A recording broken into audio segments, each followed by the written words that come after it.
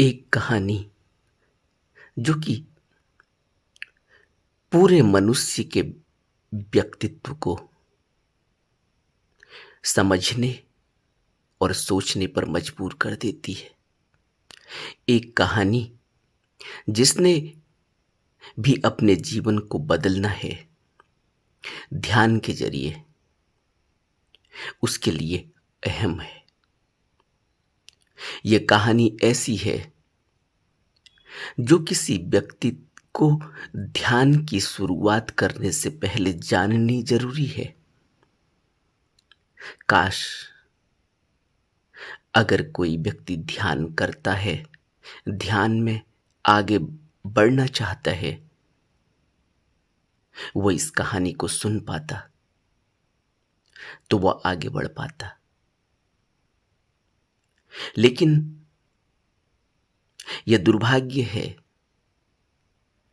मनुष्य के मन का दुर्भाग्य, कि वो ध्यान करने के लिए बैठ तो जाता है, वह बुद्धत्व को पाना तो चाहता है, आत्मिक उत्थान तो करना चाहता है, निर्वाण, समाधि, मोक्ष और भवबंधन से मुक्ति पाना तो चाहता है, प्रयास की शुरुआत भी कर चुका है। लेकिन दुर्भाग्य यह कि वह अभी इस कहानी को नहीं समझ पाया। उसको शायद ये कभी कहानी सुनाई नहीं गई हो, कभी उसके कानों में न पड़ी हो, कभी उसने यह विचार न किया हो, चिंतन न किया हो। बिना चिंतन के ऐसे ही ध्यान की शुरुआत कर लेने से मनुष्य बहुत दूर तक नहीं पहुंच पाता। जो उसका गंतव्य है, जो उसका लक्ष्य है, जिसको बुद्ध कहते हैं निर्वाण, जिसको बुद्ध कहते हैं समाधि, सम्यक समाधि, वो कहानी क्या है? कहानी यह है कि एक व्यक्ति रास्ते में गिड़गिड़ा रहा था, अपने शारीरिक दुखों से परेशान, मानसिक दुखों से हताहत। कोई उम्मीद नहीं थी अब जीवन में, पूरा शरीर जर्जर हो चुका था। मानसिक दुख इतना गहन था कि वह अब बड़बड़ाने लगा था। लेकिन जब भी कोई उसके नजदीक से गुजरता तो उसको आवाज लगाता कि कोई उसकी सुन ले। लेकिन लोग पागल समझकर उससे बचते थे। कोई उसके नजदीक नहीं जाता, कोई उसकी बात पर गौर नहीं करता। लेकिन एक बार एक भिक्षु उस रास्ते से गुजर रहा था। उसने भिक्षु को भी ऐसे ही गुहार लगाई जैसे कि वो लगातार किसी भी मनुष्य को देखकर बोलता था। लेकिन क्योंकि भिक्षु भिक्षु और एक साधारण मनुष्य में क्या फर्क होता है? भिक्षु सम्यक दृष्टि से देखता है। भिक्षु भेद नहीं करता कि पागल है, हिंदू है, मुसलमान है, ईसाई है, सिख है, बौद्ध है, जैनी है, जूस है या और कोई, किस जाति का है, किस वर्ण का है, किस देश में है, किन परिस्थितियों में है। भिक्षु इन सब से ऊपर उठा हुआ होता है, तभी तो वो भिक्षु है। उसने अपने जीवन को सिर्फ अपने लक्ष्य की तरफ केंद्रित कर लिया है। इसलिए भिक्षु रुक गया। भिक्षु ने उसकी बात सुनी। अपनी तरफ से भिक्षु क्या कर सकता है? जो कोई भिक्षु होता है, जो कोई आध्यात्मिक उन्नति कर चुका होता है, आध्यात्म के राह पर आगे बढ़ रहा होता है, जिसको रस मिल चुका है आध्यात्म का, जिसको खुशबू आने लगी है आध्यात्म की, वो फिर ऐसे ही चलता है जैसे कोई खुशबू वाला कीड़ा खुशबू की तरफ अपने सूंघने वाली सींग को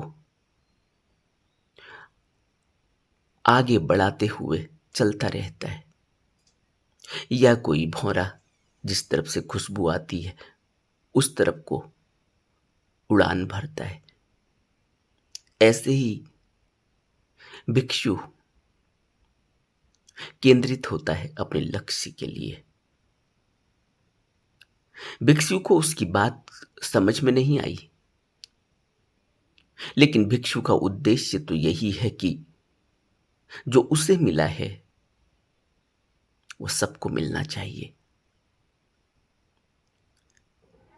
जो परेशान है उसकी परेशानी दूर होनी चाहिए, और सभी परेशानी का इलाज, सभी बीमारियों की एक दवा, सभी बीमारियों का एक वैद्य है सतगुरु, सतपुरुष, बुद्ध, तथाता। वो वर्तमान समय में बुद्ध का भिक्षु है। उसने यह सोचा कि इसकी बात तो मेरे समझ में आने वाली नहीं है, लेकिन इसका कल्याण हो सकता है अगर मैं इसको अपने गुरु तक पहुंचा दूं, बुद्ध के पास ले जाऊं। बुद्ध की दर्शन होते ही, बुद्ध की दृष्टि पड़ते ही इसका जीवन बदल जाएगा, और इसको जरूरत है। यह बहुत दुखी, पीड़ित, व्यथित है, कोई इसकी नहीं सुनता। उस भिक्षु ने उसका हाथ पकड़ा और उससे कहा कि चलो, तुम्हें मैं अपने बुद्ध के पास ले चलता हूं, वो तुम्हारी बात सुनेंगे। उसने हाथ पकड़ा और उसको अपने साथ बुद्ध विहार तक पहुंचा दिया। बुद्ध पेड़ के नीचे ध्यानस्थ थे और भिक्षु आसपास में बैठे हुए। बुद्ध ने अपनी दिव्य दृष्टि से उस व्यक्ति को देखा, उसकी अब तक की यात्रा देखी, और जब तक भिक्षु उसके बारे में कुछ कहता कि इसका कल्याण करो, यह रास्ते में मुझे मिला है, बहुत पीड़ित है, दुखी है, व्यथित है, मदद की गुहार लगा रहा है, तो बुद्ध ने कहा कि सबसे पहले इसको नहलाओ, धुलाओ, इसको भोजन कराओ।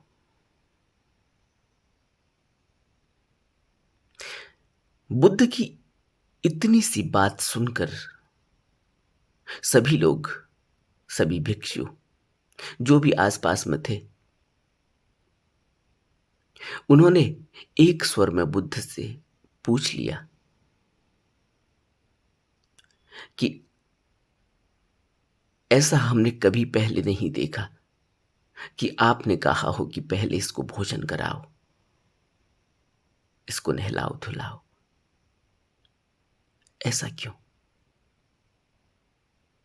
क्योंकि आपकी दिव्य दृष्टि से ही मनुष्य के जीवन में परिवर्तन हो जाता है, उसका उद्धार हो जाता है, कल्याण हो जाता है। दर्शन से ही उसका मन बदल जाता है।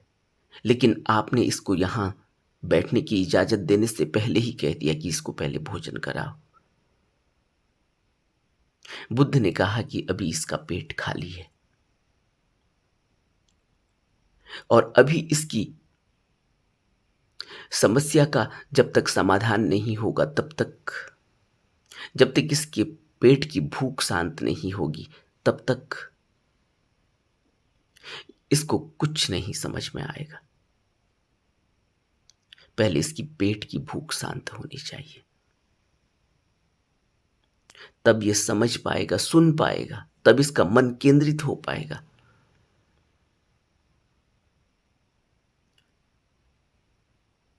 इसलिए साफ सुथरा होना,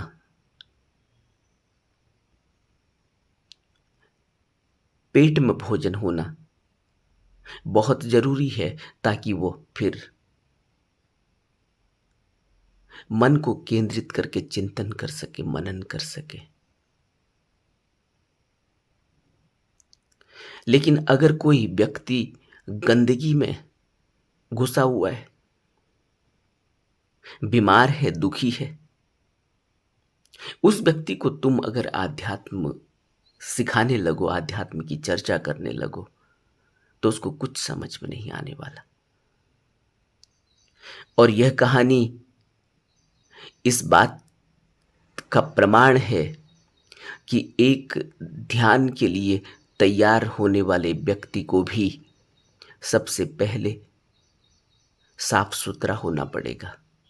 बाहर से अपनी धूल, बाहर से अपनी गंदगी, बाहर से अपनी दुर्गंध को साफ करना होगा, और पेट की आग भी शांत होनी चाहिए, पेट की भूख शांत होनी चाहिए।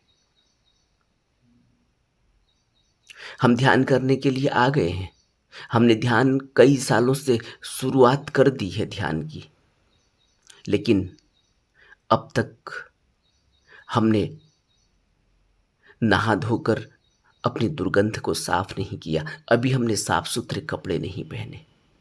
क्या दुर्गंध है? आप कहोगे कि हम तो महल में रहते हैं, अच्छा खाते हैं, अच्छे कपड़े पहनते हैं, अच्छी सुगंध का लेपन करते हैं, और हमारे लिए यह बात तो लागू नहीं होती। लेकिन बुद्ध इस व्यक्ति के जरिए हर साधारण व्यक्ति को समझाने की कोशिश कर रहे हैं कि जो दुर्गंध बाहर उठ रही है, सबसे पहले इसकी सफाई जरूरी है। बिना इसकी सफाई के मन को एकत्रित नहीं किया जा सकता, मन को शांत नहीं किया जा सकता,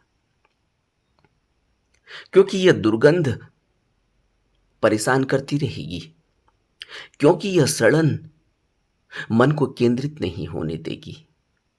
क्या दुर्गंध है?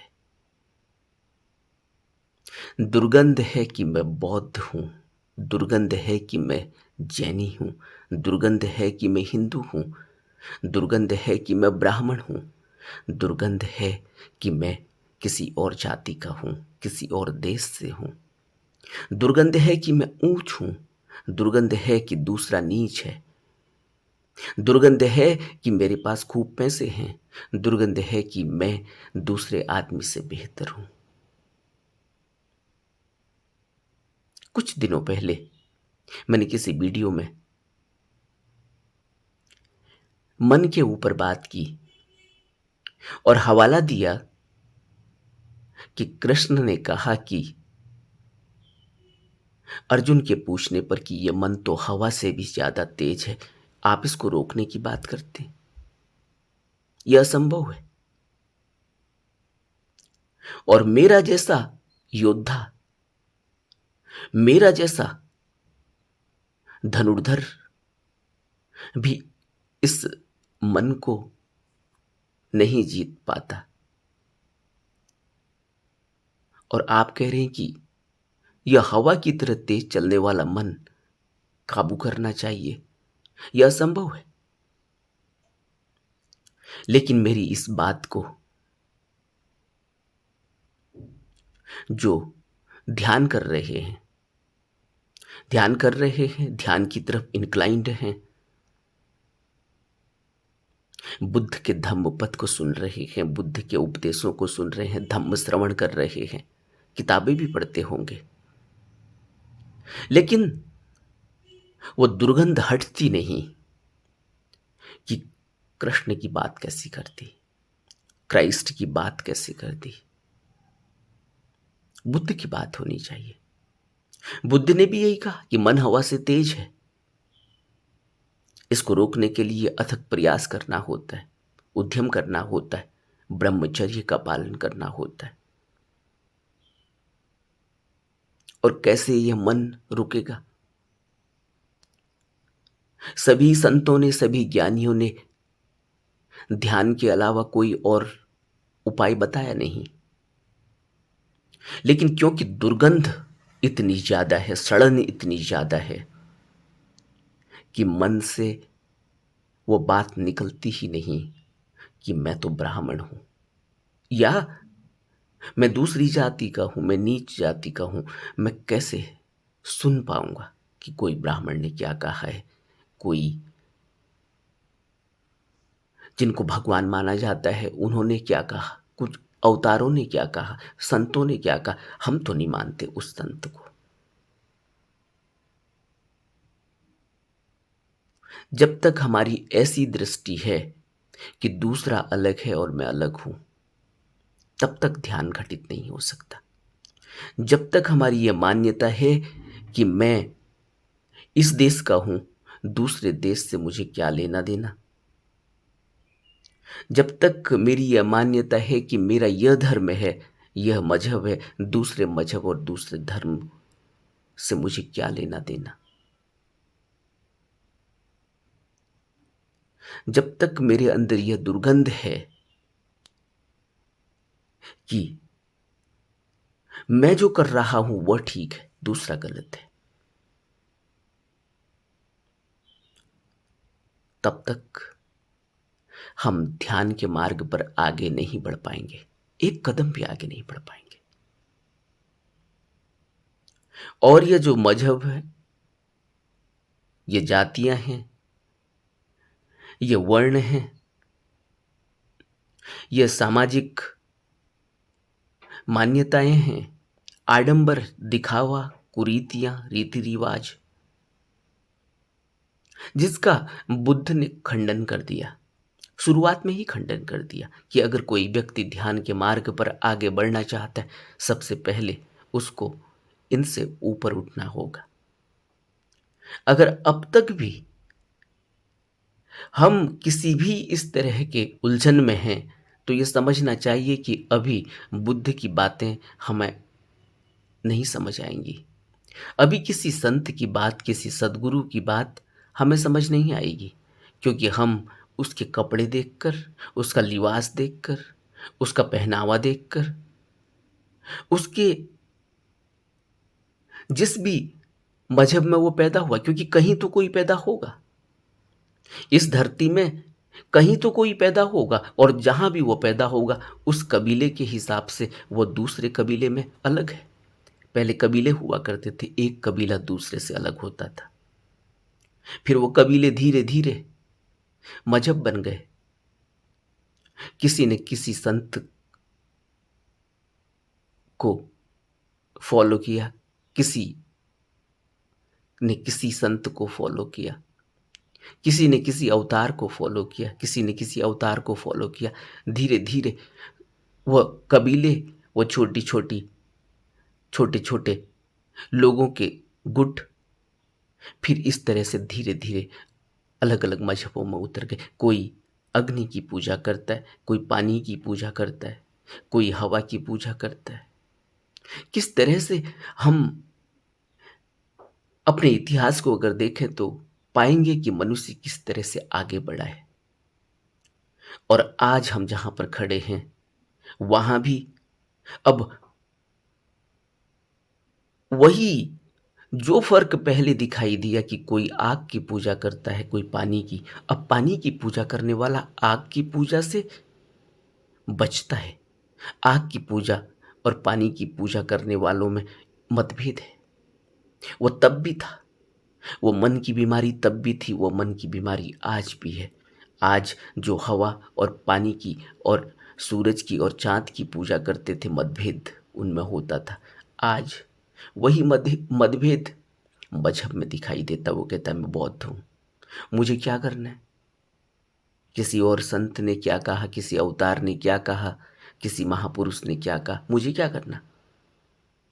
मैं तो जैनी हूँ, मैं तो हिंदू हूँ, मुझे क्या करना है कि क्राइस्ट ने क्या कहा। लेकिन ये छोटी सी बात जो अंदर बैठी हुई है कि मैं अलग हूं और दूसरा अलग है, यह मुझे ध्यान नहीं करने देगी। मैं जितना मर्जी प्रयास कर लूं, और एक जन्म नहीं, जन्मों जन्मों तक प्रयास कर लूं, तब भी मैं एक कदम भी आगे नहीं बढ़ सकता। इस बात पर चिंतन करना बहुत जरूरी है। बुद्ध अगर उस व्यक्ति से कह रहे हैं कि सबसे पहले इसकी दुर्गंध साफ करो, सबसे पहले इसको नहलाओ धुलाओ, इसका इसको भोजन कराओ, इसका पेट शांत हो, इसकी भूख शांत हो, और जब तक यह मजहब की भूख, जब तक यह जातियों की भूख हमें सता रही है, यह दुर्गंध हमसे उठ रही है, तब तक हम ध्यान नहीं कर पाएंगे। यह बात अच्छी लगे न लगे। बुद्ध ने धम्मपद में शुरू में ही आडंबर, मान्यताएं, रीति रिवाज, इन सब का खंडन कर दिया। इसलिए बुद्ध को लोगों ने नास्तिक कह दिया। बुद्ध के जैसा आस्तिक तुम खोज पाओगे? बुद्ध के जैसे आस्तिक तुम बन पाओगे? लेकिन हम सोचते हैं कि हमारी मान्यता यह है कि हम मजहब के हिसाब से अपने को आस्तिक कहते हैं। हम आस्तिक कहते हैं क्योंकि मैं इस मजहब से, इस जाति से आता हूं तो मैं आस्तिक हूं, मैं इस देश से आता हूं तो आस्तिक हूं, दूसरा दूसरे देश से आता है तो वो आस्तिक अपनी तरह से होगा, मैं आस्तिक हूं। बुद्ध हमें आस्तिक नहीं मानते। बुद्ध कहते हैं आस्तिक तो वह जो इस मनुष्य जन्म को सौभाग्य में बदल दे, इस सौभाग्य का फायदा उठा ले, जो इस जाति पाति धर्म वर्ण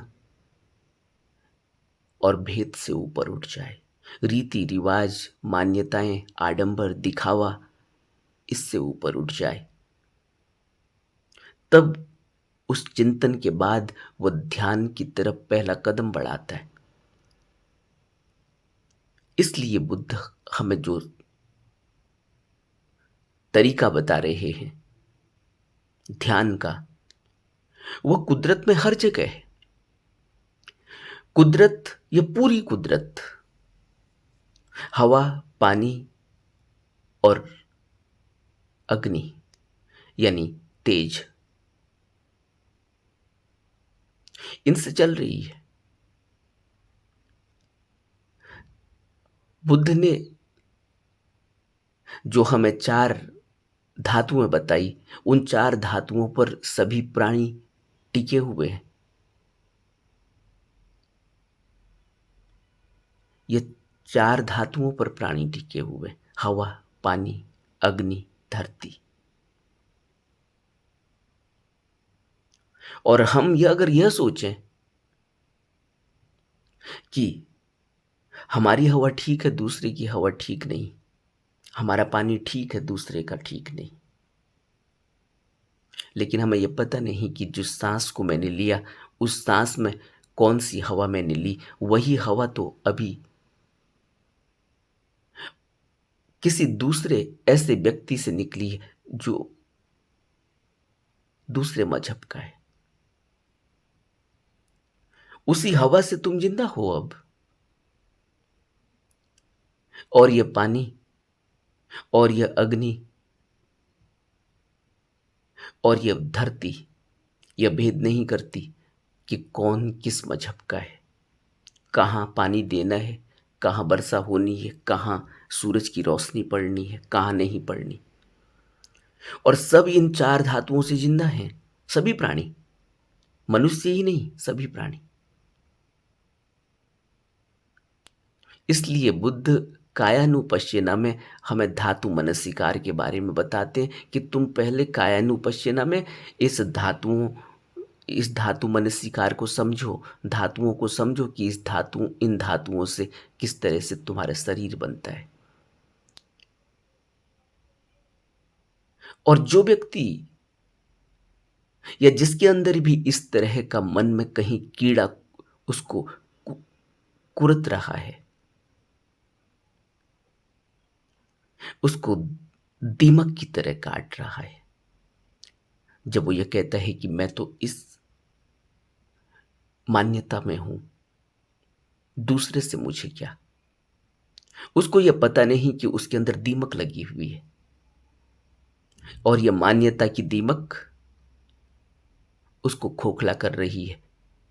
उसको ध्यान घटित नहीं होगा, उसका ध्यान खोखला होगा। इस बात को बहुत गहरे में चिंतन में लाना चाहिए। ध्यान की शुरुआत से पहले यह सब सफाई हो जानी चाहिए, पेट शांत हो जाना चाहिए और दुर्गंध साफ होनी चाहिए। अच्छे साफ सुथरे कपड़े होने चाहिए, यानी मन का जो दायरा है, मन की जो बनावट है, मन का जो इंक्लिनेशन है, मन का जो झुकाव है, जिसको माइंड सेट कहते हैं, इन सभी बुने हुए जालों को जिससे ये मन तैयार किया गया है, इस ये जाल तोड़ने होंगे, ये तार काटने होंगे। और जब तक यह जाल नहीं कटेगा मन का, तब तक ध्यान की शुरुआत नहीं हो सकती। हम चाहे जिस मर्जी गुरु के पास चले जाएं, गुरु क्या करेगा? रास्ता दिखा सकता है, धर्मोपदेश कर सकता है, तुम्हें दीक्षा दे सकता है, तुम्हें माहौल दे सकता है, लेकिन उद्यम तुम्हें करना है। अगर तुम आज भी इसी मान्यता पर बैठे हो कि मैं तो ब्राह्मण हूं, या मेरा मजहब तो यह है, मुझे क्या करना है दूसरे से, दूसरे की बात क्यों, दूसरा गलत है मैं ठीक हूं, तब तक ध्यान की शुरुआत नहीं हो सकती। तुम करते रहो अपनी तरफ से।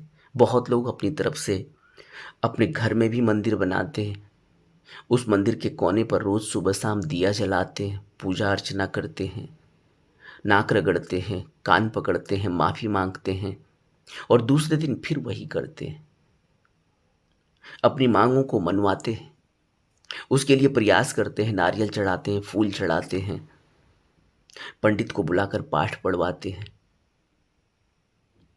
ब्राह्मणों को और भिक्षुओं को भोजन करवाते हैं, सब करवाते हैं। और फिर यही नहीं, वो अपने घर तक सीमित नहीं रहते, फिर वो बड़े बड़े दूसरे तीर्थ स्थलों में जाते हैं, वहाँ जाकर दान पुण्य भी करते हैं, वहाँ जाकर भी धम्म श्रवण करते हैं, उपदेशों को सुनते हैं, सत्संग सुनते हैं, सेवाएं करते हैं।